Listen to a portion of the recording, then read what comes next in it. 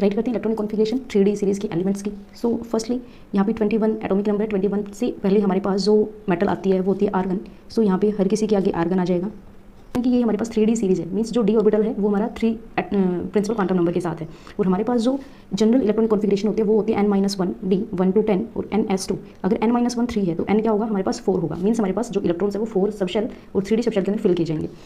सो 21 atomic number के बाद argon का हमारे पास होता है 18, तो 18 के बाद हमारे पास इलेक्ट्रॉन बचते हैं यहाँ पे 3। सो 3d1 4s2। सो 3d1 के बाद हम कंटिन्यू करेंगे 3d2 3d3।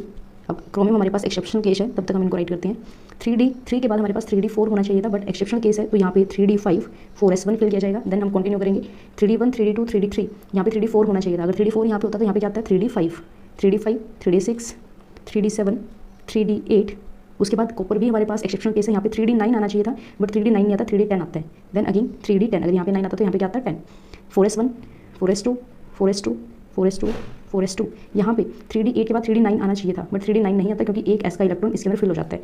Then 4s2। सो हमारे पास दो इलेक्ट्रॉनिक कॉन्फ़िगरेशन के अंदर एक्सेप्शनल केस आते हैं, कॉपर एंड क्रोमियम।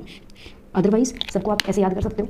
स्कैंडियम का एटॉमिक नंबर 21, लास्ट में 1 है तो डी के अंदर 1 इलेक्ट्रॉन आएगा, यहाँ पे 2 है तो यहाँ पे 2 आएगा, यहाँ पे 3 है तो यहाँ पे 3 आएगा। बट क्रोमियम का एक्सेप्शनल केस है, यहाँ पे 4 है तो 4 फिल नहीं करोगे, यहाँ पे 5 फिल करोगे, एस का इलेक्ट्रॉन इसके अंदर फिल हो जाता है। देन 25 मैग्नीशियम 5 है तो 5, 6 है तो 6, 7 है तो 7, 8 है तो 8। उसके बाद 0 मीन्स 10, तो 3D के अंदर 10 फिल हो जाएंगे। ये दोनों अपने याद रखनी है। Copper and chromium exceptional case है, क्लियर।